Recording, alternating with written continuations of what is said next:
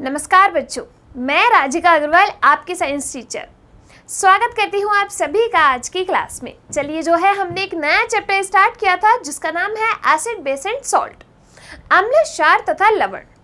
Last class के अंदर मैंने आपको बताया था कि एसिड क्या होते हैं, बेस क्या होते हैं। जो आपके H+ आयन देते हैं जलीय विलयन के अंदर वो आपके एसिड यानी कि अम्ल कहलाते हैं। जो जलीय विलयन के अंदर आपके OH- आयन देते हैं उन्हें अपन क्षार कहते हैं। अम्ल जो होते हैं वो स्वाद में खट्टे होते हैं और अम्ल ब्लू लिटमस को रेड लिटमस में चेंज कर देते हैं। इसके साथ अम्ल के एग्जाम्पल होते हैं hydrochloric acid, sulphuric acid, nitric acid, acetic acid, ये सारे हैं आपके अम्ल। क्षार जो होते हैं स्वाद में कड़वे होते हैं, जलीय विलयन के अंदर OH- आयन देते हैं, ये रेड लिटमस को ब्लू लिटमस में चेंज कर देते हैं। और इसके साथ साथ जो है इसके एग्जाम्पल हमने देखे थे, जैसे आपका क्या हो गया, calcium hydroxide, sodium hydroxide, potassium hydroxide, magnesium hydroxide. इसके बाद हमने देखा था इंडिकेटर्स के बारे में, जो आपके क्या होते हैं, सूचक होते हैं, जो कि बताते हैं कि दिया गया जो विलयन है या पदार्थ है वो आपका अम्लीय है, क्षारीय है या फिर उदासीन प्रकृति का है। तो आपके जो सूचक होते हैं वो आपके 3 टाइप के हमने देखे थे, प्राकृतिक सूचक, कृत्रिम सूचक और आपका गंधीय सूचक। प्राकृतिक सूचक कहलाते हैं जो हमें प्रकृति से प्राप्त होते हैं, जो मानव द्वारा निर्मित वो कृत्रिम सूचक, और गंधीय सूचक जो गंध के द्वारा बताते हैं कि दिया गया सॉल्यूशन भाई ऐसा है। आपके जो प्राकृतिक सूचक होते हैं उनमें आपके लिटमस आ जाता है, जो कि थैलोफाइटस समूह के लाइकेन प्लांट से प्राप्त किया जाता है। दूसरा आपका प्राकृतिक सूचक में आ जाता है हल्दी, लाल पत्ता गोभी, ये क्या है, प्राकृतिक सूचक। कृत्रिम सूचक के अगर 2 एग्जाम्पल मैं दूं तो मिथाइल ऑरेंज और फिनोफ्थैलिन। गंधीय सूचक के अंदर वैनिला रस हो गया, प्याज का रस हो गया या लौंग तेल हो गया, ये क्या है आपके, ये है गंधीय सूचक। इसके बाद हमने एसिड और बेस की धातु के साथ अभिक्रिया पढ़ी थी। इसमें हमने जो है एक एक्सपेरिमेंट किया था, जब किसी एसिड की हम धातु के साथ रिएक्शन करवाते हैं, जैसे हमने क्या किया, सल्फ्यूरिक एसिड के अंदर जिंक के टुकड़े डाल दिए, तो आपके किसका निर्माण होता है, लवण तथा हाइड्रोजन गैस का निर्माण होता है। अब इस हाइड्रोजन गैस का पता करने के लिए हमने क्या किया कि जिस सल्फ्यूरिक एसिड के अंदर जिंक के टुकड़े डाले तो उसमें हाइड्रोजन गैस निकली। उसके निकास द्वार पर साबुन के घोल का विलयन डाल रख दिया। उस साबुन के घोल से होते हुए जब गैस पास ऑन हुई तो वहां पे हमने मोमबत्ती लाकर रखी, तो जो हाइड्रोजन गैस का दहन हुआ वो फटफट की ध्वनि के साथ हुआ। तो इससे अपन को क्या पता चला कि जो निकली हुई गैस है इसमें वो हाइड्रोजन गैस है। इसके बाद हमने एसिड और बेस की धातु ऑक्साइड के साथ रिएक्शन पढ़ी। अब यहाँ पर आज की क्लास में हम डिस्कस करने वाले हैं एसिड और बेस की धातु कार्बोनेट के साथ रिएक्शन। कार्बोनेट का मतलब क्या हुआ कि आपके CO3 लगा हो, जैसे आपके सोडियम कार्बोनेट, पोटेशियम कार्बोनेट, कुछ भी कार्बोनेट हो। अब कार्बोनेट है यानी कि आपको पता है कि CO3 आपके लगा हुआ है, तो जब इसकी अपन एसिड के साथ रिएक्शन करेंगे तो इसमें से कौन सी गैस निकलनी चाहिए भाई, CO3 आपको दिख जाए ना तो वहां से कार्बन डाइऑक्साइड निकलेगी, यानी कि आपकी CO2 गैस जो है वहां से रिलीज होगी।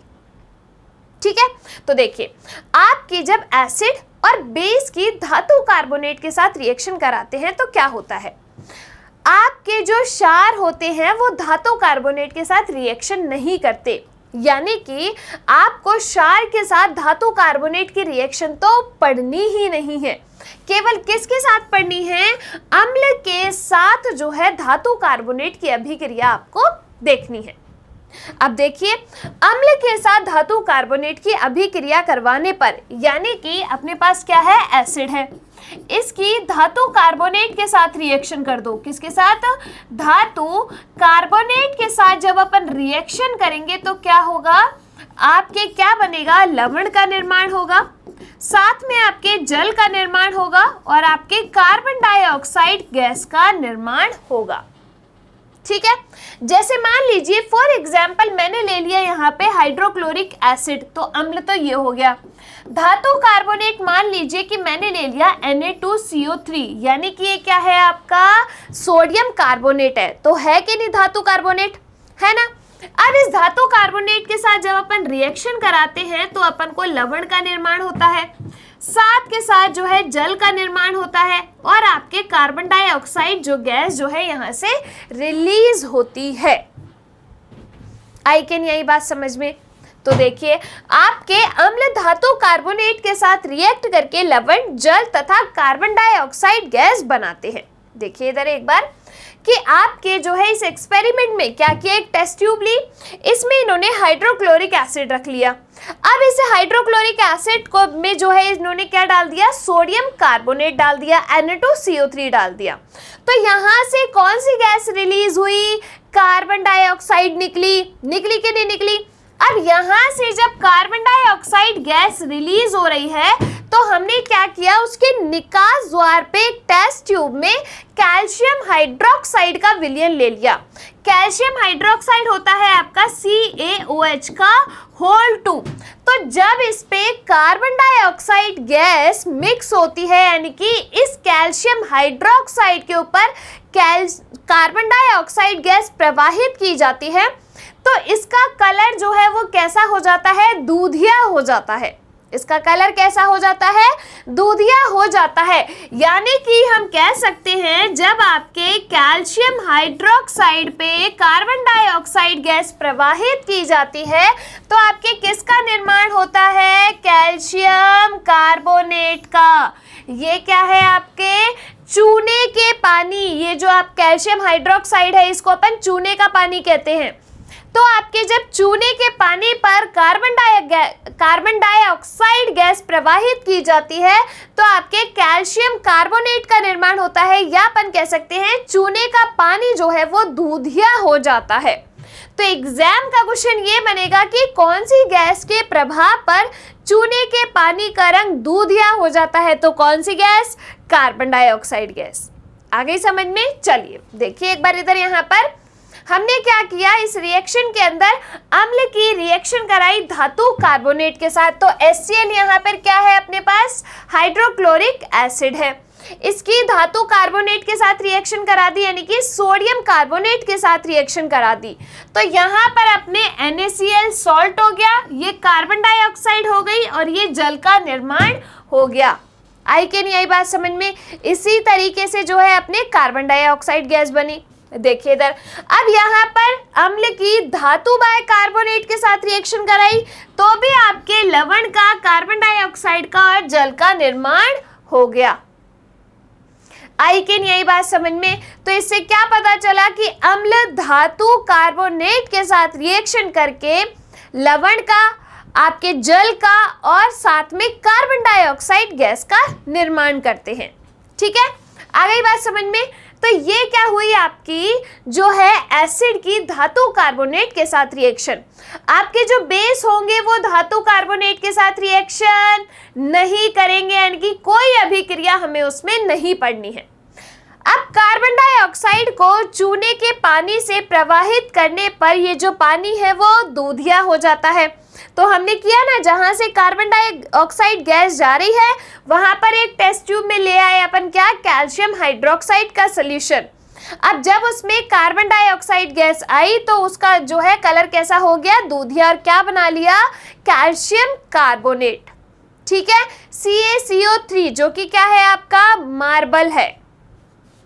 आई कैन यही बात समझ में? चलिए अब अपन चलते हैं आगे। कैल्शियम कार्बोनेट के विलयन में अधिक CO2 अधिक मात्रा में जो है प्रवाह करने पर जल की उपस्थिति में घुलनशील व पारदर्शी पदार्थ का निर्माण होता है, जिस कारण संपूर्ण विलयन कैसा बन जाता है, पारदर्शी बन जाता है। और कुछ इस तरीके से जो है आपकी रिएक्शन होती है।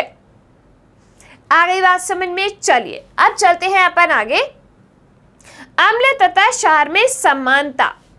देखो, एसिड और बेस के अंदर हमने डिफरेंस तो पढ़ लिया था कि दोनों में क्या अंतर होता है, लेकिन दोनों में कुछ समानता भी तो होती होगी। अंतर तो पढ़ लिया कि ये स्वाद में खट्टे होते हैं, ये स्वाद में कड़वे होते हैं, ये H+ देंगे, ये OH- आयन देंगे, ये तो अपन ने देख लिया। समानता क्या है, देखो ये जो आपके एसिड होते हैं और बेस होते हैं दोनों ही क्या देते हैं, आयन देते हैं। अब एसिड आपके H+ आयन देगा और जो बेस है वो आपके OH- आयन देगा, लेकिन दोनों के दोनों आयन देते तो है ना, तो अम्ल H+ आयन तथा क्षार OH- आयन देते हैं, अर्थात आयनों के द्वारा ही विद्युत धारा का चालन होता है।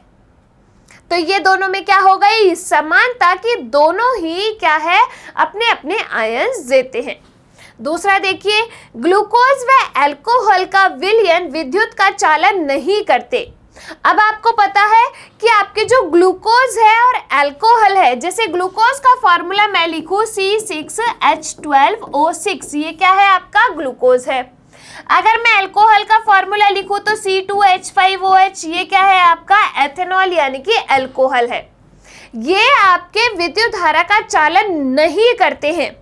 क्यों? इसके पीछे क्या रीजन होगा? देखिए, आपके जो विद्युत धारा होती है वो आपके इलेक्ट्रॉन्स की वजह से ही प्रवाह होती है, यानी कि आपके आयनों की वजह से ही तो इलेक्ट्रिक करंट फ्लो होती है नहीं होती। अब जब अपन इनके पास जैसे अपने ग्लूकोज लिया, इनके जो है आयन्स ही नहीं होते, यानी कि ये अपने आयनों में विभाजित ही नहीं होंगे, अपने आयन्स ही नहीं देंगे। जब आयन ही नहीं है तो विद्युत धारा कैसे प्रवाह होगी? नहीं होगी ना। तो इसीलिए जो है आपके ग्लूकोज और अल्कोहल विद्युत धारा का चालन नहीं करते, क्योंकि ये अपने आयनों में विभाजित नहीं होते हैं, यानी कि आयन्स नहीं देते हैं। आ गई बात समझ में? चलिए, अम्ल तथा क्षार जल में मिलाने पर आयन की सांद्रता में प्रति इकाई आयतन में कमी आ जाती है, उसे अपन कहते हैं तनुकरण। यानी कि इन्होंने क्या बोला है कि जैसे मान लीजिए एक तो आपने प्योर एसिड लिया और प्योर बेस लिया, और एक आपने क्या किया वाटर लिया और उसमें एसिड और बेस डाला। फॉर एग्जाम्पल जैसे मैंने आपको बताया कि एक तो है आपका प्योर मैंगो जूस और एक है आपका उस मैंगो जूस के अंदर आपने डाल दिया है पानी। तो प्योर वाला कौन सा है जिसमें कुछ भी नहीं डाला? तो वो हुआ आपका सांद्र यानी कि कंसंट्रेटेड। तनुकरण होता है कि जैसे आपने इस जूस के अंदर पानी मिक्स कर दिया, मिलावट कर दी, जिससे आम की मात्रा कम हो गई, उसमें हुई नहीं हुई? जूस की मात्रा कम हुई ना पहले वाले के कंपैरेटिवली। तो इसको हम कहते हैं तनुकरण कि आपके एसिड और बेस में जल मिला देते हैं तो उसमें प्रति इकाई आयतन में जो आपके आयन हैं उनकी सांद्रता में क्या हो जाती है? कमी हो जाती है, उसे अपन कहते हैं तनुकरण। आ गई बात समझ में? चलिए अब चलते हैं अपन आगे। ये आपका एक एक्सपेरिमेंट है, ठीक है। चलिए अब देखिए, अम्ल तथा क्षार की परस्पर प्रक्रिया से क्या होता है। अम्ल और क्षार जब आपके आपस में रिएक्ट करते हैं यानी कि अभिक्रिया करते हैं तो ये क्या करेंगे? एक दूसरे के प्रभाव को नष्ट कर देते हैं। देखो, जब आपकी एसिड की बेस के साथ रिएक्शन कराई जाती है तो ये क्या करेगा? जैसे आप ऐसे मानो एक बारूद का गोला इधर से आ रहा है, दूसरे बारूद का गोला यहाँ से आ रहा है, ठीक है।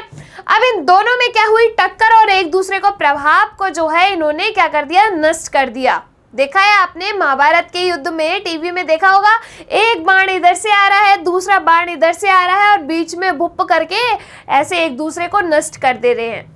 ऐसा ही इसमें होता है कि जब आपके एसिड की रिएक्शन बेस के साथ कराई जाती है तो ये एक दूसरे के प्रभाव को क्या कर देते हैं? नष्ट कर देते हैं। और किसका निर्माण करते हैं? एक दूसरे के प्रभाव को नष्ट करके लवण तथा जल का निर्माण करते हैं। अब जिस अभिक्रिया में इस एसिड और बेस ने एक दूसरे के प्रभाव को नष्ट किया है उसे हम क्या कहते हैं? उदासीनीकरण अभिक्रिया कहते हैं। कौन सी अभिक्रिया? उदासीनीकरण अभिक्रिया या न्यूट्रलाइजिंग रिएक्शन कहते हैं। इसका मतलब होता है कि एक दूसरे के प्रभाव को न्यूट्रल कर देना, उदासीन कर देना, ठीक है। देखिए, अम्ल तथा क्षार परस्पर अभिक्रिया करके एक दूसरे के प्रभाव को नष्ट कर देते हैं तथा लवण व जल बनाते हैं। जैसे आपके एसिड है, बेस है, तो आपके लवण तथा जल का निर्माण हो गया। इसे उदासीनीकरण अभिक्रिया कहते हैं। उदासीन विलयन का पीएच कितना होता है? 7 होता है। अब आप कहोगे पीएच क्या आ गया? अब अपन पढ़ने वाले हैं यहाँ पर किसको, पीएच को। किसकी बात करेंगे, बात करते हैं अपन पीएच की। तो देखिए पीएच होता है एक स्केल जिससे अपन किसी विलयन में उपस्थित हाइड्रोजन आयनों की सांद्रता का पता कर सकते हैं। कैसे, देखो पीएच है आपके क्या, हाइड्रोजन आयनों की सांद्रता का लॉगरिथम वैल्यू, यानी कि आपके पीएच बराबर होता है minus log H plus ion concentration. ठीक है, ये क्या है आपकी हाइड्रोजन आयनों की सांद्रता की लॉगरिथम वैल्यू आपकी क्या कहलाती है, पीएच कहलाती है। यानी कि किसी की विलयन के अंदर कितनी जो है हाइड्रोजन आयनों की सांद्रता है वो कौन बताएगा, आपका पीएच स्केल बताएगा। अब ये जो आपका पीएच स्केल होता है ना, इस पे नंबरिंग होती है कुछ इस तरीके से। ये पीएच स्केल आपका होता है जिसमें आपके 0 से 14 पीएच जो है हम कैलकुलेट कर सकते हैं। 0 से 14 इस पे नंबरिंग होती है, बीच में होता है आपका 7।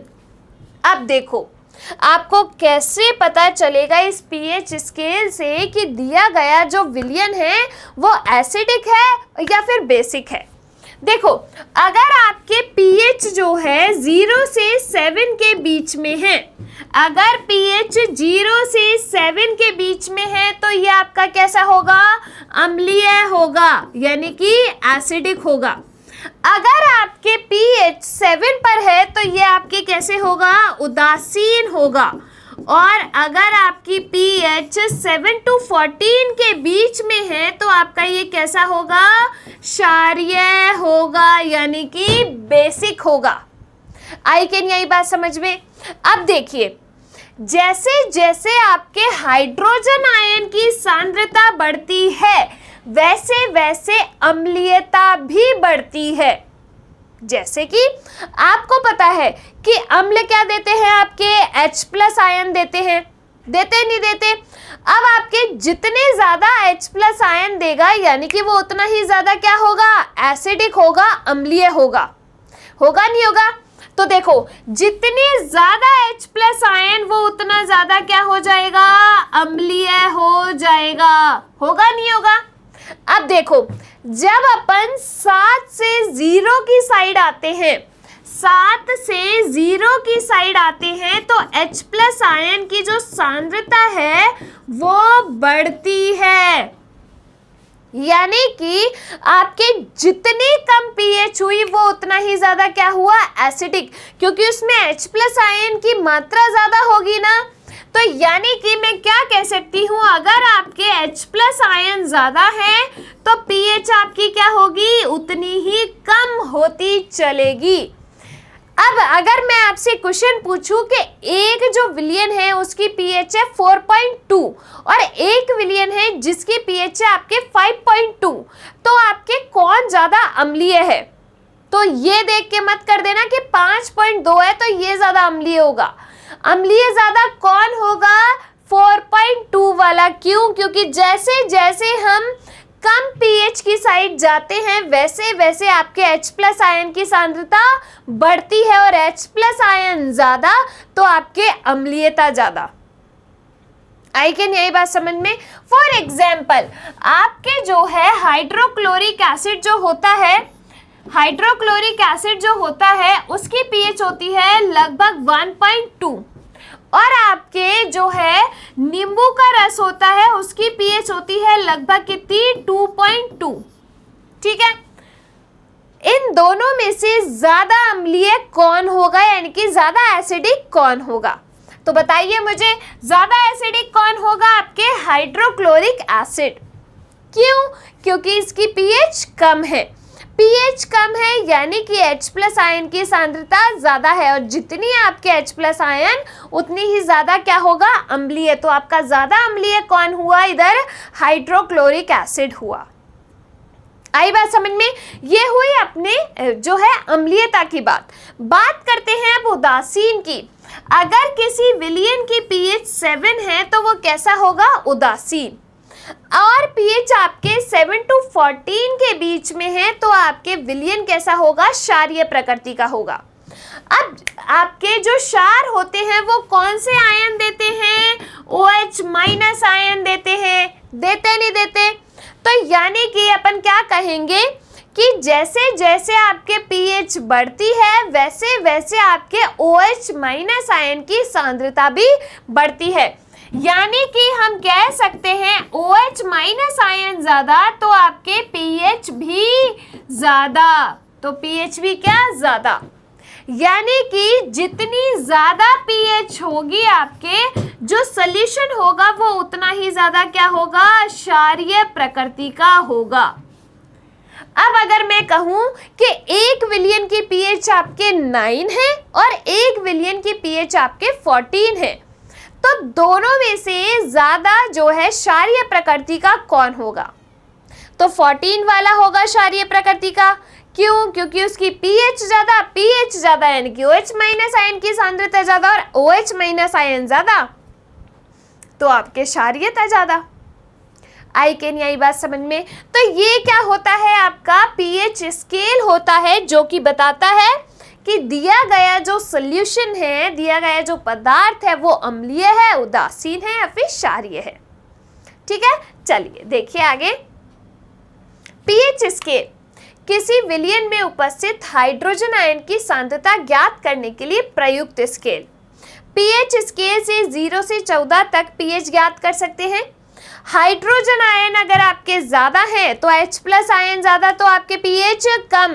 देखा था ना कि इधर जैसे जैसे आते हैं H प्लस आयन आपके बढ़ते जाते हैं और pH आपके क्या होती जाती है? कम होती जाती है।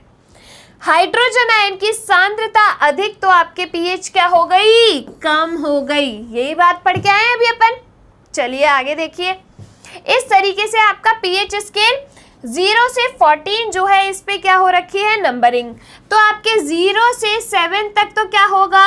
एसिडिक होगा यानी कि अम्लीय। 7 पे आपके क्या होगा? उदासीन होगा। और 7 to 14 के बीच में आपका क्या होगा? क्षारीय होगा यानी कि बेसिक होगा। ठीक है, चलिए आगे देखिए। ये है आपका pH स्केल। 0 से 7 के बीच में अम्लीय है, 7 पे उदासीन है, 7 to 14 आपके क्षारीय है। देखिए ये इधर आ रहा है तो आपके H प्लस आयन की सांद्रता में वृद्धि हो रही है और H प्लस आयन की सांद्रता बढ़ रही है तो आपके pH कम होती जा रही है ना। इधर आ रहे हैं तो pH कम, यानी कि जितनी कम pH वो उतना ही ज्यादा अम्लीय है। तो जितनी कम pH उतना ही ज्यादा क्या है? वो अम्लीय प्रकृति का होगा। उधर देखिए आपके बढ़ती हुई क्षारीय प्रकृति यानी कि 7 to 14 जाएंगे तो क्षारीय प्रकृति आपके बढ़ती जाएगी, यानी कि जितनी ज्यादा pH उतना ही ज्यादा क्या हो गया? आपके क्षारीय प्रकृति हो गई। ठीक है, आई कि नहीं आई बात समझ में? चलिए अपन चलते हैं आगे। विलयन अगर उदासीन है तो 7 pH, अम्लीय है तो 7 से कम, क्षारीय है तो आपके 7 से ज्यादा। H प्लस आयन ज्यादा है यानी कि pH कम होगी और OH माइनस आयन ज्यादा है तो आपके pH ज्यादा। आ गई बात समझ में? चले आगे। प्रबल अम्ल और दुर्बल अम्ल। देखो एक होते हैं स्ट्रॉन्ग एसिड और एक होते हैं आपके वीक एसिड। स्ट्रॉन्ग कौन होगा? यानी कि आपका प्रबल अम्ल जो है कौन होंगे? प्रबल अम्ल का मतलब है आपके कि जितने ज्यादा H प्लस आयन देगा, भाई अम्लता किससे आती है? H प्लस आयन देने से ही। तो अगर ज्यादा मात्रा में आपके H प्लस आयन देगा तो यानी कि वो क्या है? प्रबल अम्ल है। अगर आपके कम मात्रा में H प्लस आयन देगा तो आपके वो क्या है? दुर्बल अम्ल है। यानी कि जिसकी pH जितनी कम है वो उतना ही ज्यादा प्रबल अम्ल है और जिसकी pH जितनी ज्यादा है, मतलब जैसे मान लो 6 है 7 है तो वो क्या होगा? दुर्बल अम्ल होगा। होगा नहीं होगा? तो देखिए अधिक मात्रा में H प्लस आयन उत्पन्न करने वाले अम्ल प्रबल अम्ल और कम मात्रा में H प्लस आयन उत्पन्न करने वाले अम्ल दुर्बल अम्ल कहलाते हैं। जैसे प्रबल अम्ल आपका क्या हो गया? हाइड्रोक्लोरिक एसिड हो गया, सल्फ्यूरिक एसिड हो गया, आपके नाइट्रिक एसिड हो गया, ये क्या है? आपके प्रबल अम्ल है। दुर्बल अम्ल में आपके कौन से एग्जाम्पल आ जाएगा, तो दुर्बल अम्ल में जैसे आपके एसिटिक एसिड ले लो CH3COOH, आपके साइट्रिक एसिड ले लो, ठीक है। इस तरीके के आपके ये जो एसिड होते हैं वो आपके क्या होते हैं, दुर्बल अम्ल होते हैं, ठीक है। तो दुर्बल अम्ल जैसे आपका एसिटिक एसिड, ठीक है। अब आगे आइए, अब अपन देखते हैं प्रबल क्षार और दुर्बल क्षार। प्रबल क्षार क्या होंगे, जो जितने ज्यादा OH माइनस आयन देंगे वो उतने ही ज्यादा प्रबल, यानी कि जितनी ज्यादा pH है उतने ही ज्यादा क्या है, वो प्रबल क्षार है। और जितने कम pH है, यानी कि 7 to 14 के बीच में जितनी कम pH होगी वो उतना ही दुर्बल क्षार होगा। होगा नहीं होगा, जैसे कि मान लो कि हमारा जो ब्लड होता है, रक्त होता है, उसकी pH होती है लगभग 7.4, यानी कि ये हल्की क्षारीय प्रकृति का होता है, हल्की या दुर्बल क्षारीय का, क्योंकि आपको पता है क्षार आपके 7 to 14 के बीच में होते हैं, तो 7 से जस्ट थोड़ा सा ही तो ज्यादा है, यानी कि OH माइनस की सांद्रता क्या है, कम ही है, तो यानी कि ये कैसा हो गया, दुर्बल क्षारीय प्रकृति का हो गया। कैसा हो गया, दुर्बल क्षारीय प्रकृति का। एक जैसे मान लीजिए कि मेरे पास क्या है, सोडियम हाइड्रोक्साइड, मेरे पास क्या है, सोडियम हाइड्रोक्साइड, इसकी pH होती है 14। अरे 7 to 14 ये तो सबसे ऊपर आ रहा है, यानी कि 14 इसकी pH है, यानी कि ये तो प्रबल क्षार हो गया। हुआ नहीं हुआ, क्योंकि जितनी ज्यादा pH उतना ही स्ट्रॉन्ग बेस, उतना ही ज्यादा प्रबल क्षार। तो यहाँ पर ये जो हो गया NaOH, ये क्या हो गया, आपके प्रबल क्षार हो गया, यानी कि स्ट्रॉन्ग बेस हो गया। आई कैन यही बात समझ में। तो देखो आपके प्रबल क्षार जैसे कि सोडियम हाइड्रोक्साइड, पोटेशियम हाइड्रोक्साइड, दुर्बल क्षार में मिल्क ऑफ मैग्नीशिया, आपके अमोनियम हाइड्रोक्साइड, कैल्शियम हाइड्रोक्साइड। ये जो आपका मिल्क ऑफ मैग्नीशिया होता है, जिसे अपन मैग्नीशियम हाइड्रोक्साइड भी कहते हैं, इसकी pH होती है लगभग 10। कितनी, लगभग 10 इसकी pH होती है, और इसको काम में लिया जाता है आपकी पेट की अम्लीयता दूर करने के लिए। जो दवाइयाँ बनाई जाती हैं उसमें मिल्क ऑफ मैग्नीशिया का यूज किया जाता है। आई कैन यही बात समझ में, एसिड और बेस के बारे में। उसके बाद हमने देख लिया pH स्केल, समझ आ रही है। चलिए अब अपन चलते हैं आगे।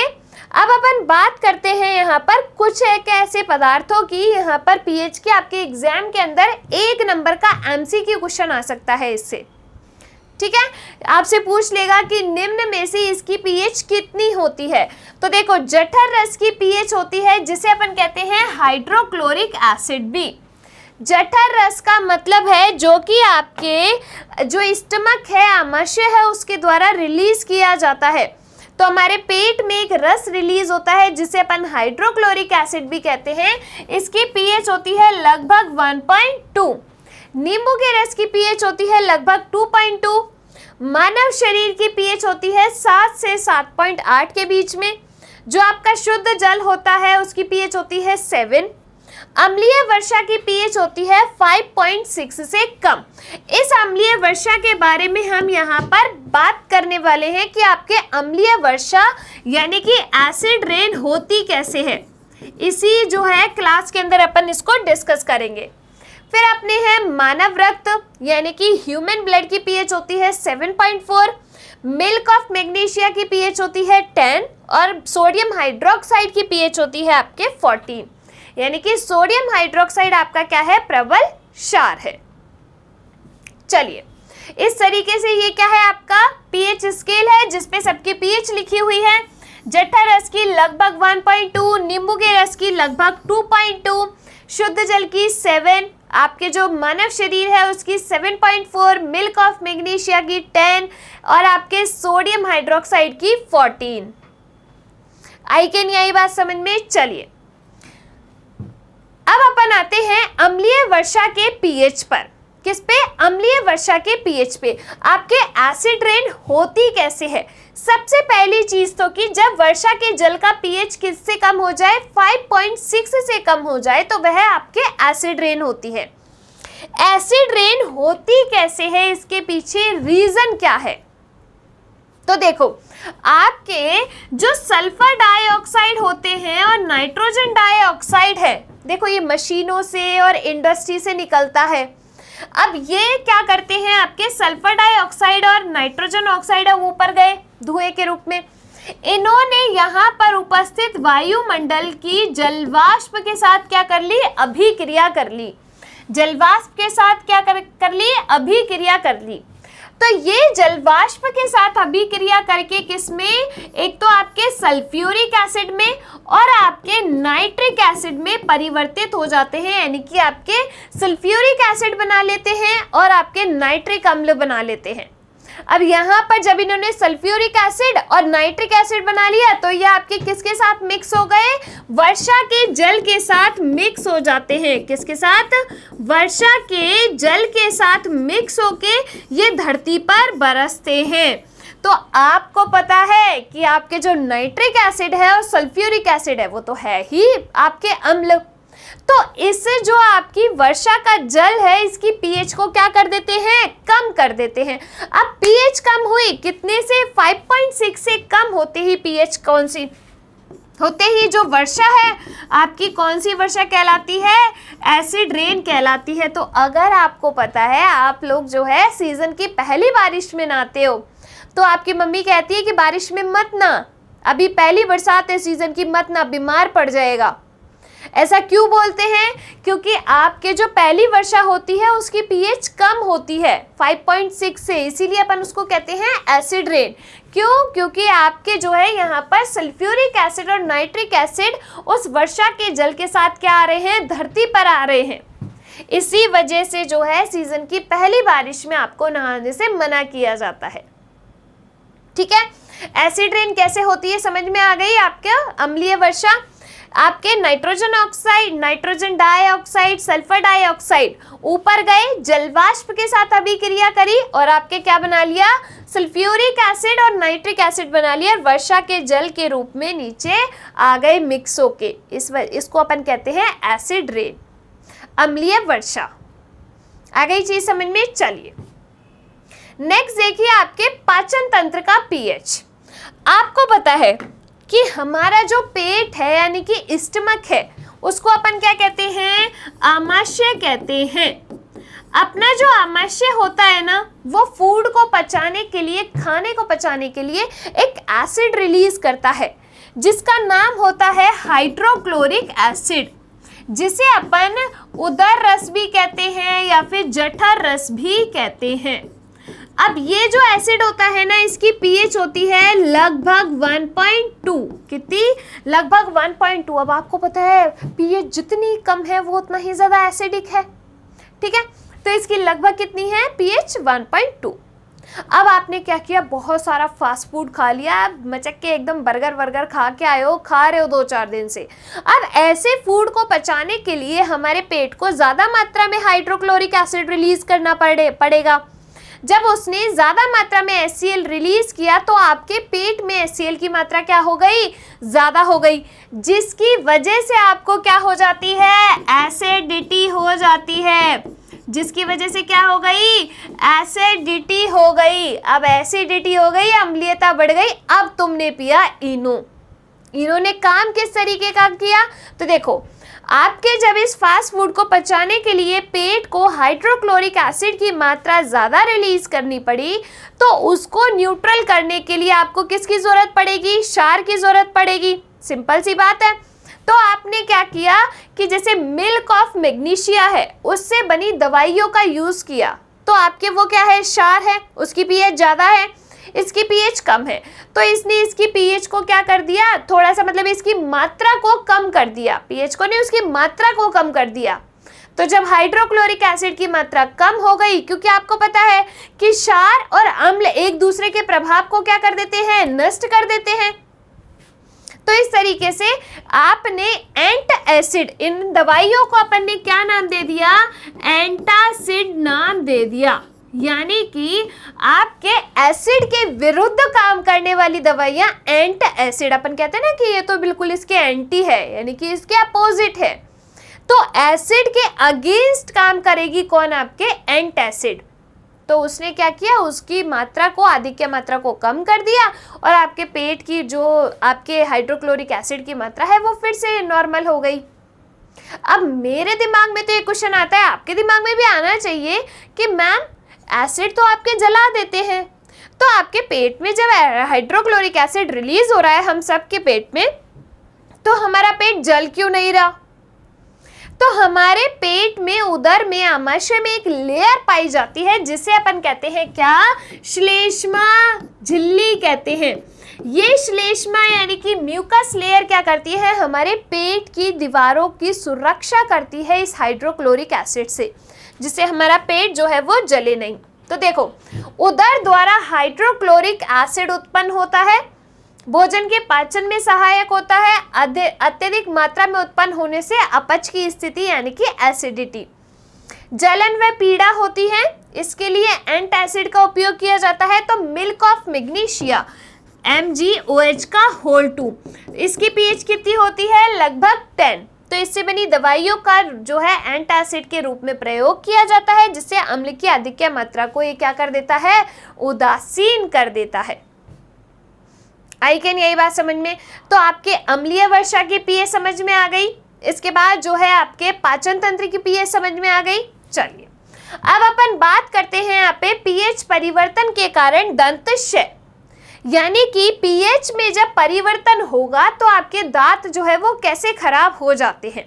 देखिए इधर, मुंह का pH 5.5 से कम होने पर आपके जो दांतों की इनेमल लेयर होती है, जो कि आपके शरीर का सबसे कठोरतम पदार्थ है, कौन, इनेमल लेयर, वो क्या हो जाती है, खराब हो जाती है। अब ये इनेमल लेयर खराब कैसे होती है, मुंह की pH कम कैसे होगी?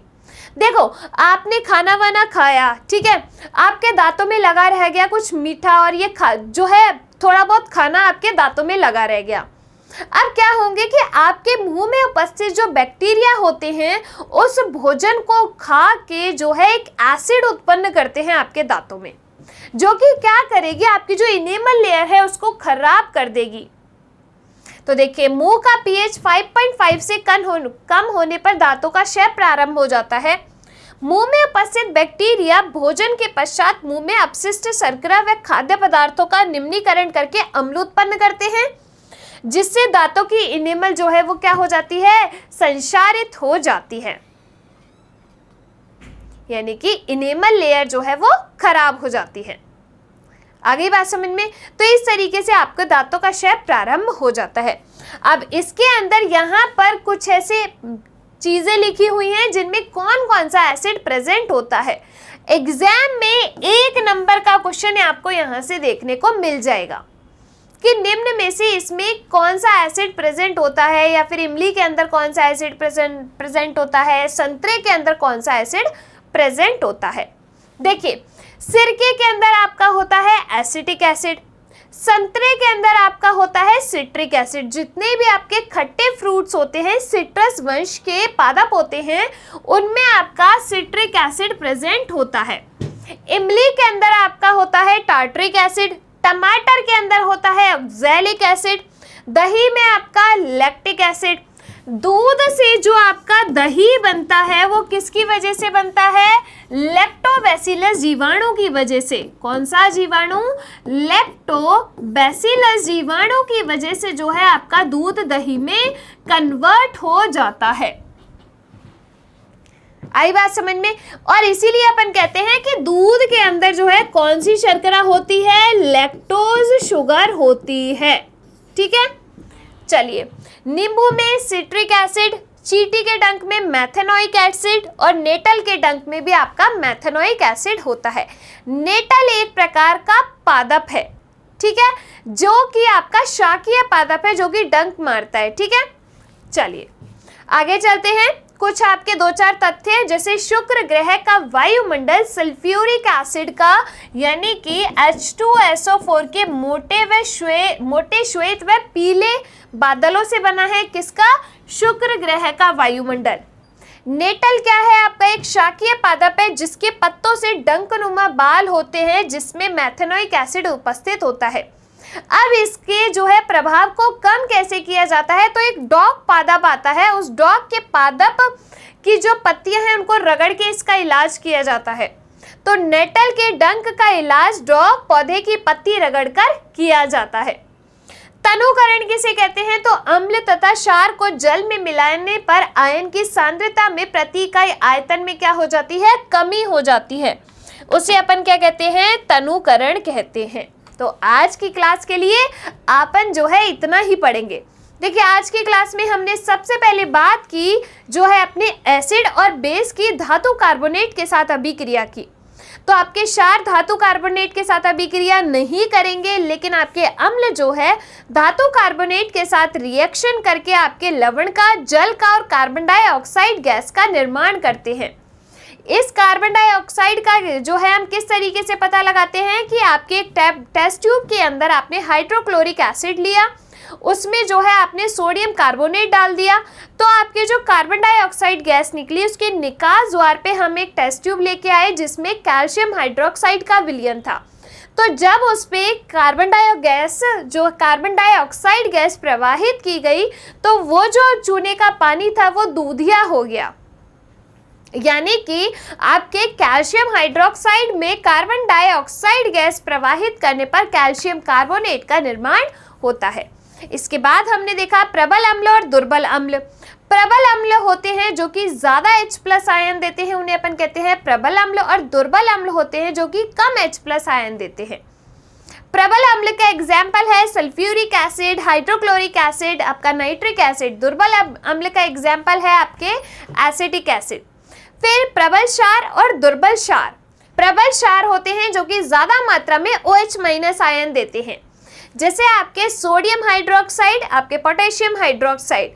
जो कम मात्रा में OH- आयन देते हैं उन्हें अपन कहते हैं दुर्बल क्षार, जैसे आपके मिल्क ऑफ मैग्नीशिया हो गया, अमोनियम हाइड्रोक्साइड हो गया।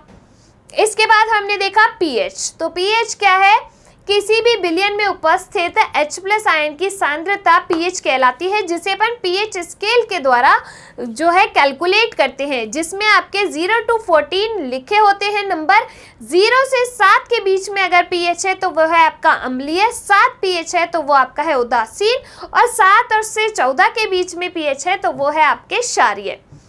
जितनी ज्यादा H+ आयन उतनी कम पीएच और उतना ही ज्यादा अम्लीय, जितने ज्यादा OH- आयन उतनी ही ज्यादा पीएच और उतना ही ज्यादा क्षारीय प्रकृति का। कुछ पदार्थों के पीएच जैसे कि आपका हाइड्रोक्लोरिक एसिड की पीएच 1.2, नींबू के रस की पीएच 2.2, मिल्क ऑफ मैग्नीशिया की पीएच 10, सोडियम हाइड्रोक्साइड की पीएच 14, इसके बाद आपके मानव रक्त की पीएच 7.4, जो आपका आसुत जल है, शुद्ध जल है, उसकी पीएच 7, और ह्यूमन बॉडी की पीएच होती है 7 to 7.8 के बीच में। ये कुछ पीएच जो आपको याद करनी है। इसके बाद जो है हमने डिस्कस किया एसिड रेन के बारे में। तो जब आपके वर्षा के जल की पीएच 5.6 से कम हो जाती है तो वो आपके एसिड रेन होती है। एसिड रेन होती क्या है कि आपके सल्फर डाइऑक्साइड और नाइट्रोजन डाइऑक्साइड ऊपर जाके जलवाष्प के साथ अभिक्रिया करते हैं, सल्फ्यूरिक एसिड और नाइट्रिक एसिड का निर्माण करते हैं और वर्षा के साथ जल के रूप में नीचे आते हैं। इसे अपन कहते हैं एसिड रेन। दूसरा है आपके मुंह के पीएच, यानी कि दांतों का क्षय कैसे प्रारंभ होता है। तो मुंह की पीएच 5.5 से कम होने पर आपके जो है दांतों का क्षय प्रारंभ हो जाता है। क्यों होता है, तो आपके जो मुंह में उपस्थित बैक्टीरिया है वो जो बचा हुआ खाना है उसको खाकर उसका निम्नीकरण करके एसिड रिलीज करते हैं, जिससे आपके दांतों की इनेमल लेयर खराब हो जाती है। इससे दांतों का क्षय प्रारंभ हो जाता है। एक हमने देखा कि पाचन तंत्र का पीएच, जो आपका स्टमक है, भोजन को पचाने के लिए एसिड रिलीज करता है हाइड्रोक्लोरिक एसिड, जिसकी पीएच होती है लगभग 1.2। अब अपच की स्थिति में क्या होता है कि बहुत ज्यादा मात्रा में हाइड्रोक्लोरिक एसिड रिलीज होता है, तो इसके लिए हम एंट एसिड का यूज करते हैं, जैसे मिल्क ऑफ मैग्नीशिया से बनी दवाइयों का यूज करते हैं। ये क्या कहलाते हैं आपके एंट एसिड, जो कि जो अधिक क्या मात्रा है H+ आयन की उसको उदासीन कर देते हैं। तो इस तरीके से जो है ये हमारी आज की क्लास कंप्लीट हुई। अब अपन मिलेंगे अगली क्लास के अंदर एक नए टॉपिक के साथ इसी चैप्टर के। तब तक आप लोग खुश रहिए, स्वस्थ रहिए। धन्यवाद।